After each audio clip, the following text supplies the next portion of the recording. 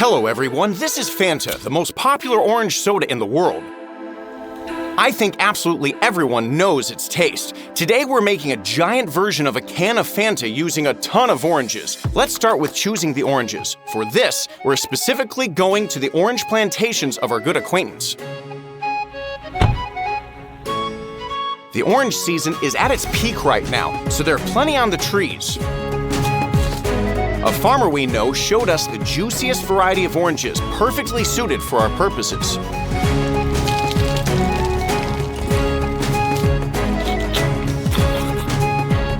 Yes, this is the sweetest orange I've ever tasted.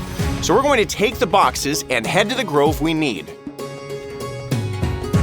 Now we're going to pick the oranges straight from the tree.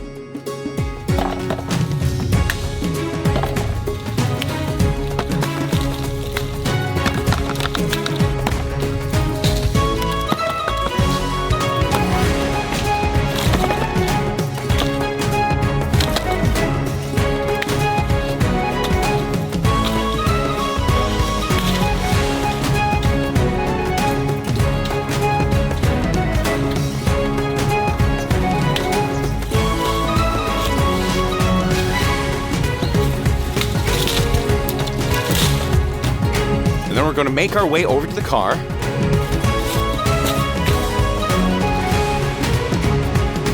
By the end of the day, we have filled the car to the brim. But even that wasn't enough for us, so we've loaded another vehicle. And now we're heading home. Oranges picked from the plantations are very dusty and dirty, so we're going to unload the boxes from the car and head out right away to the bathroom. We're going to unload the oranges into the shower stall.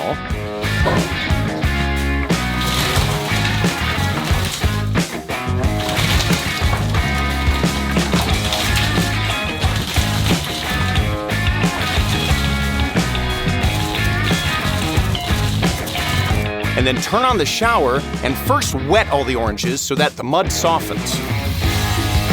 At this stage, we're going to get rid of unnecessary foliage to sort out the rotten oranges. And thoroughly wash the surface of the oranges under running water. Then we're going to put the clean ones right back into the box.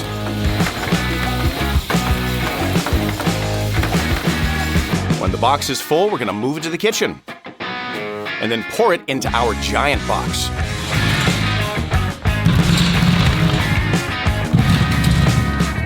This took over 7 hours to meticulously wash each orange.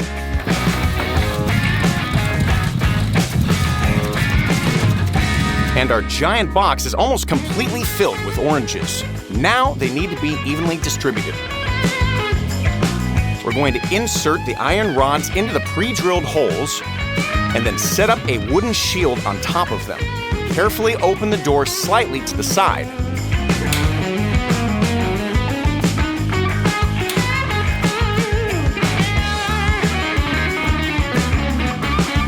Now we can easily pick oranges. First of all, I need to get that very orange Fanta flavor. It is contained in essential oils and the thin layer of the peel. So we're going to use a vegetable peeler to remove the zest from each orange. We're going to place the already peeled ones on top of the wooden board. I wonder how much time this whole job is going to take.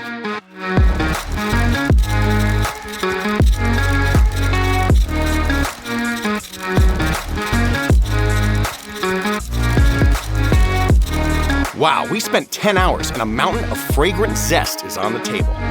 To make it easier to extract essential oils, the peel needs to be ground in a huge knife blender. We're going to load the very first portion, cover it with the lid, all done. And then we're going to turn it on.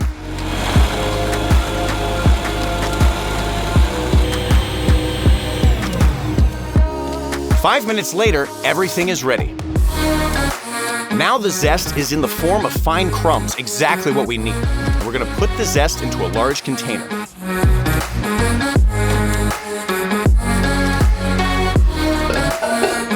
Now we're going to keep on going until we've ground absolutely everything.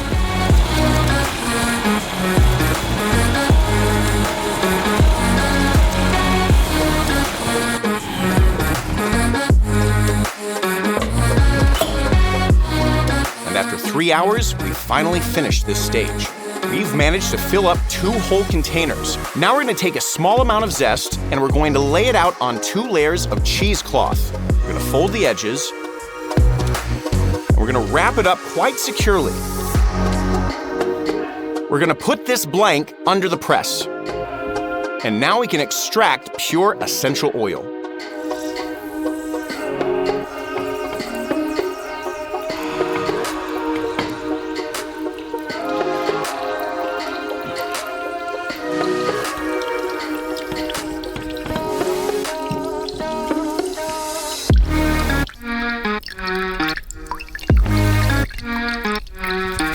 The first portion has been extracted. And now we're going to put the next one under the press.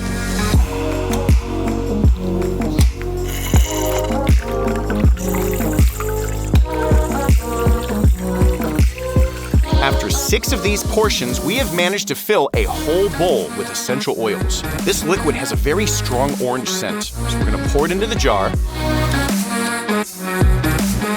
And to keep the aroma from escaping, we're going to cover it with a lid. To speed things up, we're going to use 2 presses. At first, we thought that we would manage in a couple of hours, but it took 10 hours to squeeze all the zest. The aromatic ingredient is ready. Now let's get back to our balled oranges. Now we need to extract juice from them. We're going to use 3 juicers at once. We're going to place glasses under them. And then we're going to go ahead and cut the oranges in half. And now we juice it. Manual juicers are as simple as possible. To get the juice, you just press the lever. This is one of the most captivating activities at my studio.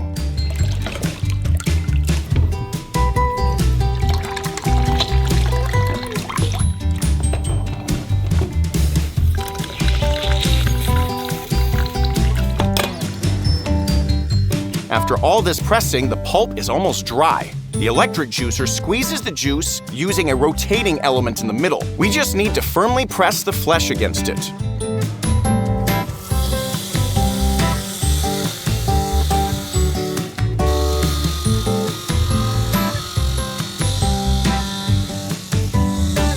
It also efficiently extracts juice. Let's check which type of juicer is the most efficient.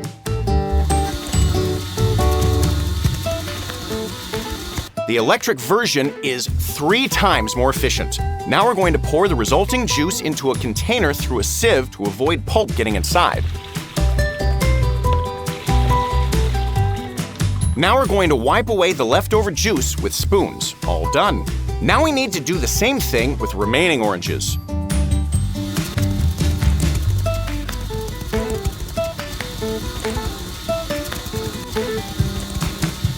And 8 hours later, we have squeezed every orange and have 55 gallons of juice. To make its taste closer to Fanta, we need malic acid. It looks like small white pellets, and it gives that very unusual aftertaste that you get from Fanta. We will add literally a couple of tablespoons to each container. And then we're going to give it a really good mix.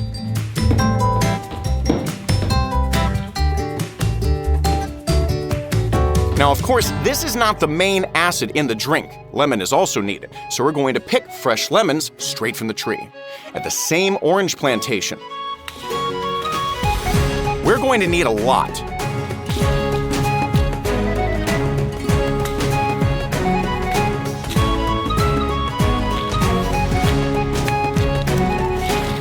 We have filled 2 boxes.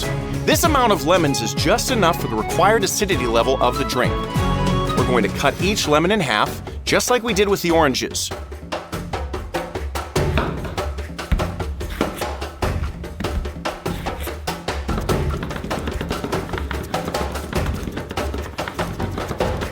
And we're going to use that familiar method to squeeze the juice.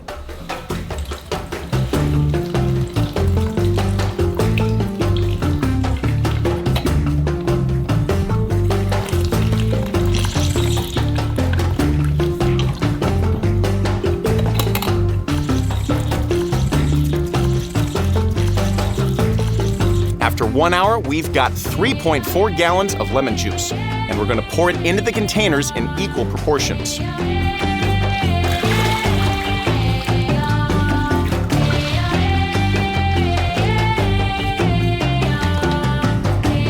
Now let's take our giant pot, and we're going to pour our mix of orange and lemon juice into the pot.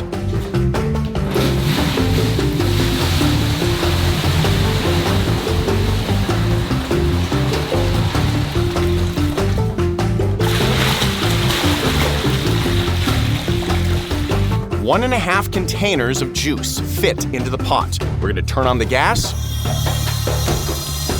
And as it heats up, the pulp is going to rise to the surface, and we need to remove it with a spatula.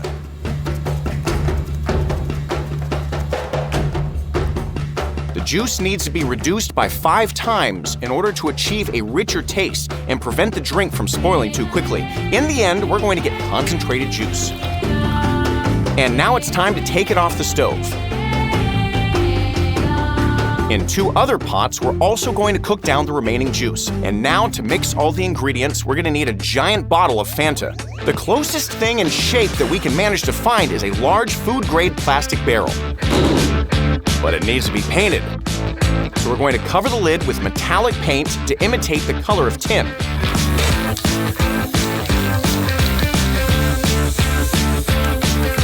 All done. For the barrel itself, we're going to need orange paint. We're going to apply the paint using a roller.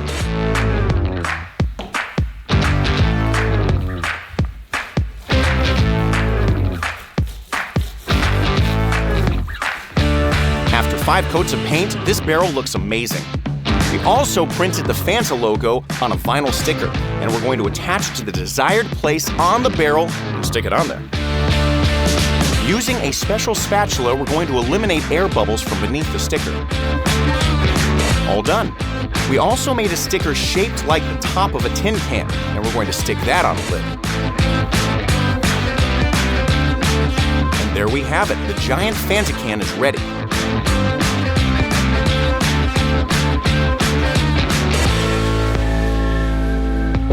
Then we're going to pour the orange juice concentrate from 3 saucepans into the barrel.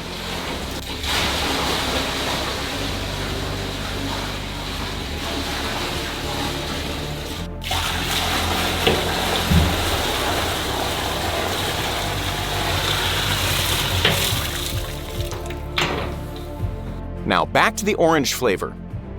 We can't just mix it with the liquid components because it will simply float to the surface as like a greasy film. That's why you need to add a teaspoon of emulsifier and mix it using an immersion blender.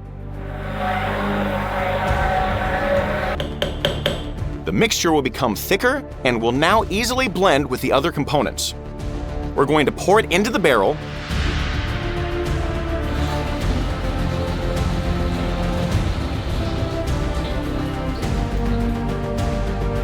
And to balance the taste, we're going to add 22 pounds of sugar and a bit of orange food coloring. And then we're going to thoroughly mix all the ingredients together. And now in the barrel, we have homemade Fanta concentrate. All that's left to do is mix it with sparkling water.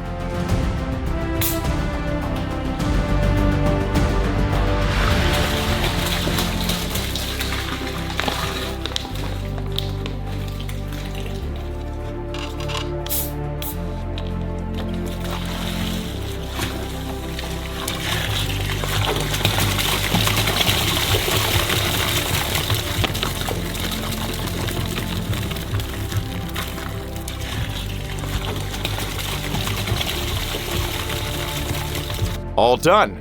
Finally, we're going to mix our homemade Fanta one last time.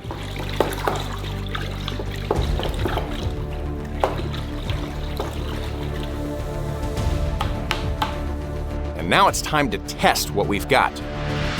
Now to fill the first glass with our homemade Fanta. And the second is factory.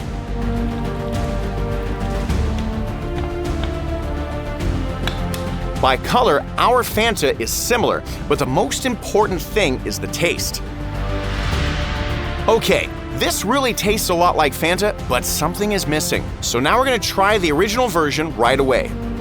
Aha, we need more bubbles. They play a very important role in the flavor. That's why I bought dry ice. This is frozen CO2 gas, the one that is present as bubbles in every soda.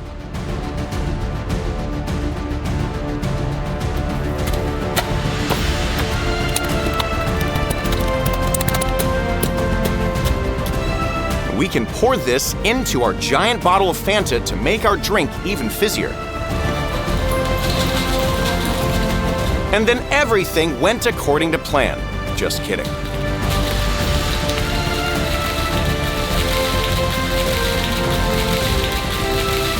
The reaction of the dry ice made our drink foam too much, and we lost part of it on the floor. We waited for the reaction to subside before covering it with a lid. And we're going to secure it with a metallic clamp. This way, the gas bubbles will be evenly distributed throughout the drink. All right, our giant Fanta can is now completely ready. We spent more than 5 days preparing this. It's 1,000 times the volume of the original Fanta can. All right, let's see what we've got after additional carbonation with the dry ice.